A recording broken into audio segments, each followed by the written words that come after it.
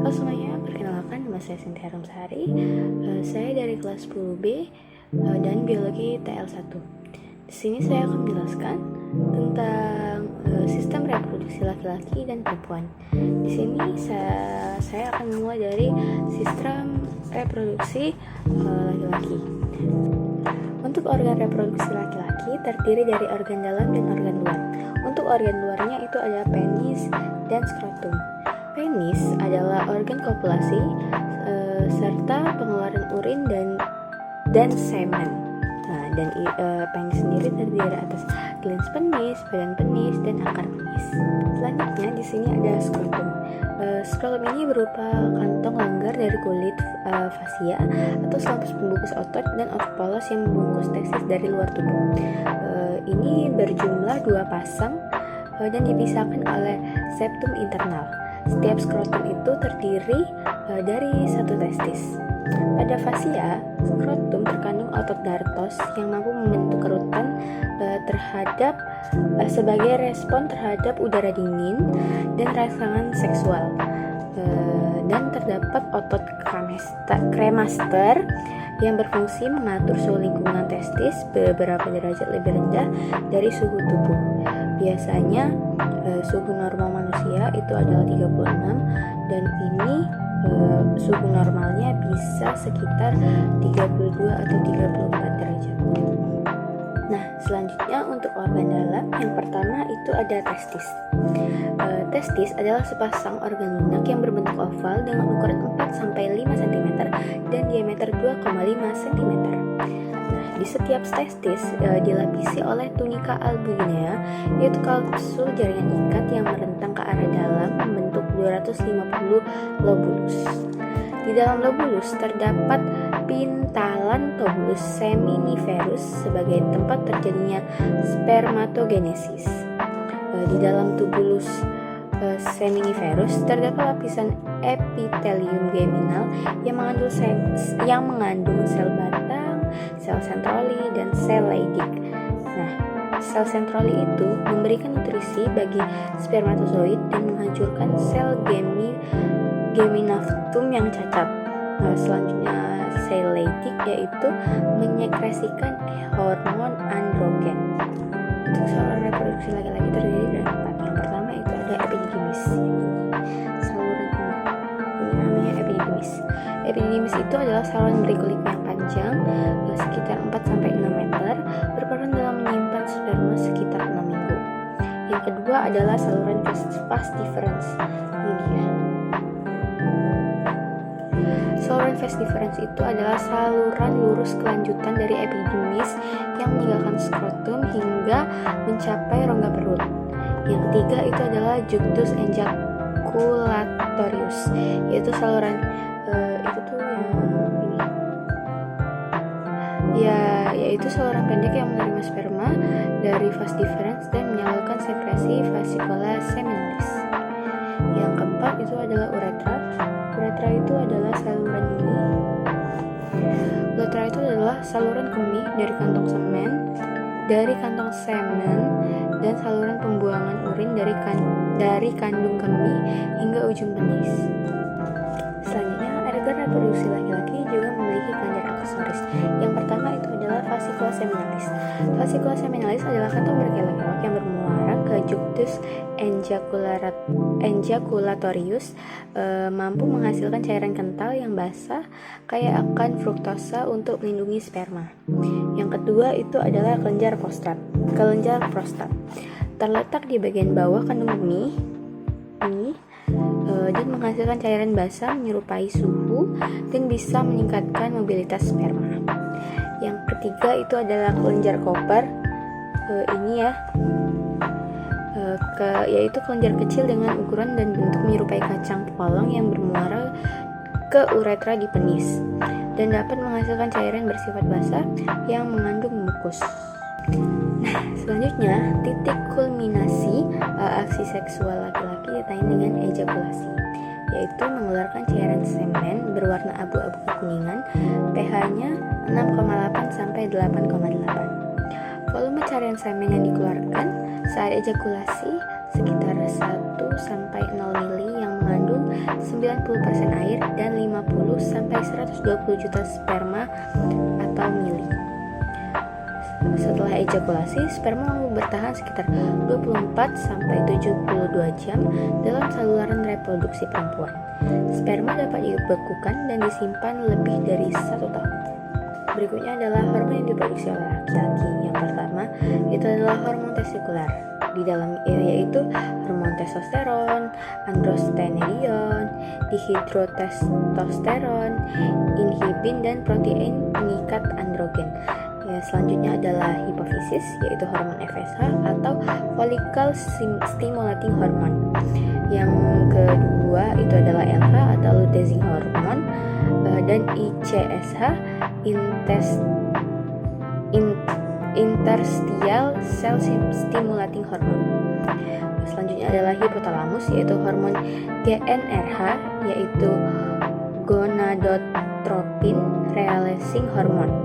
Gametogenesis pada laki-laki disebut dengan spermatogenesis, terjadi di dalam tubulus seminiferus dan dalam testis, dan diperlukan sekitar 74 hari, dan tahapannya terdiri dari mitosis, meiosis, spermatogenesis, dan spermiasi. Selanjutnya saya akan menjelaskan tentang organ reproduksi perempuan. Organ reproduksi perempuan itu terdiri atas ovarium, tuba fallopi, uterus, vagina, dan vulva. Yang pertama adalah ovarium. Berjumlah sepasang dan terletak di longga pelvis serta berbentuk seperti buah kenari dan panjangnya sekitar 3-5 cm dan memiliki lebar 2-3 cm dengan tebal 1 cm. Ovarium itu berfungsi sebagai tempat oogenesis serta menghasilkan hormon estrogen dan progesteron. Nah, struktur ovarium itu terdiri dari kulit korteks atau zona parenkimatosa yang terdiri atas tunika albuginea, jaringan ikat stroma atau mengandung folikel primordial dan folikel degraf dan stel Wohlthart. Lalu ada inti atau medula atau zona vaskulosa yang terdiri atas jaringan ikat stroma yang berisi pembuluh darah serta saraf dan otot poros. Selanjutnya itu adalah tuba fallopi. Berjumlah sepasang dan berukuran 10 cm dengan diameter 0,7 cm dan terdapat pada bagian infundibulum ampulla dan isthmus. Dinding tuba memiliki epitel bersila untuk menggerakkan oosit menuju uterus. Fertilisasi terjadi di sepertiga bagian atas tuba fallopi. Infundibulum ujung terbuka berbentuk corong dengan fimbria yang menyapu otot terovulasi. Ampulla segmen tengah dan isthmus segmen dekat uterus. Selanjutnya itu ada uterus, yaitu organ tunggal, berongga dan berbentuk seperti buah pir terbalik serta berukuran panjang sekitar 7 cm dan lebar 5 cm dengan diameter 2,3 cm. Uterus ini terletak di antara rektum dan kandung kemih. Dinding uterus terdiri atas perimetrium, myometrium, dan endometrium. Bagian leher bawah uterus adalah serviks. Endometrium akan mengalami perubahan selama siklus menstruasi dan berfungsi sebagai tempat implementasi zigot dan pertumbuhan janin. Selanjutnya ada vagina. Vagina berupa tabung fibromuskular yang panjangnya sekitar 8-10 cm. Dinding vagina itu berlipat-lipat, elastis, dan dilapisi oleh epitel pipi berlapis yang memiliki reseptor untuk estrogen. Vagina ini berfungsi sebagai organ kopulasi serta jalan aliran menstruasi dan jalan lahir bayi.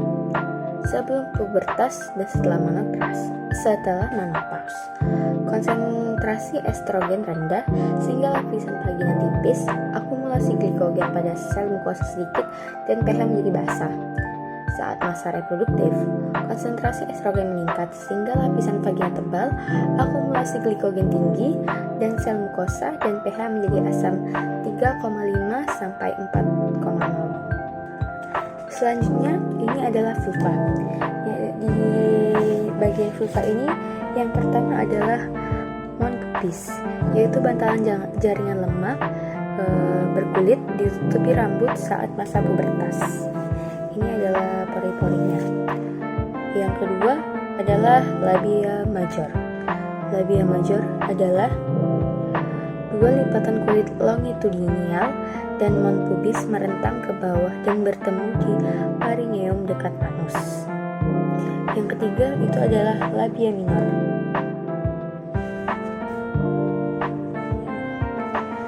Dua lipatan kulit di antara kedua labia major dan tidak ditutupi oleh rambut. Yang keempat itu adalah kilotris. Kilotris adalah homolog dengan penis laki-laki, tetapi berukuran lebih kecil dan tidak memiliki lubang uretra. Yang kelima adalah vestibula. Area yang dikelilingi labia minor dan menutupi lubang uretra mulut vagina dan saluran kelenjar Bartholin. Yang keenam adalah orifisium uretra. Jalan keluar urin dari kandung kemih, bagian tepi orifisium uretra mengandung dua kelenjar parauretral. Yang terakhir itu adalah mulut vagina, yaitu dikelilingi oleh membran yang disebut hymen. Yang terakhir adalah mulut vagina, yaitu dikelilingi oleh membran yang disebut hymen. Hymen pada setiap perempuan memiliki bentuk dan ukuran yang bervariasi. Nah, hormon kelamin perempuan ini ada beberapa. Yang pertama adalah estrogen, yaitu berpengaruh pada pertumbuhan organ reproduksi, kelenjar mamae, sekresi cairan pada serviks, dan proses kelahiran. Yang kedua itu adalah progesteron, yaitu merangsang pertumbuhan endometrium uterus untuk persiapan implementasi zigot dan menghambat kontraksi uterus. Yang ketiga itu adalah LH, yaitu luteinizing hormon, yaitu merangsang ovarium untuk memproduksi estrogen, dan progesteron memacu pertumbuhan korpus luteum dan ovulasi. Yang keempat itu adalah FSH atau follicle stimulating hormone, yaitu merangsang ovarium untuk memproduksi estrogen dan progesteron yang memacu pertumbuhan dan perkembangan folikel. Yang kelima adalah GnRH, yaitu gonadotropin releasing hormone, yaitu merangsang hipofisis untuk menyekresi LH dan FSH. Selanjutnya adalah HCG atau human chorionic gonadotropin, yaitu mempertahankan produksi progesteron dan estrogen dalam ovarium. Selanjutnya adalah lactosa placenta atau HPL, yaitu merangsang pertumbuhan kelenjar mamae untuk persiapan laktasi pada ibu hamil. Selanjutnya adalah tirotropin chorionic, yaitu meningkatkan laju metabolisme pada ibu hamil. Selanjutnya adalah relaksin, yaitu merelaksasi serviks dan fibrokartilago pada simfis pubis sehingga memudahkan kelahiran. Yang terakhir adalah prolaktin, yaitu merangsang pertumbuhan ductus dan alveolus pada kelenjar mamae saat kehamilan dan produksi air susu.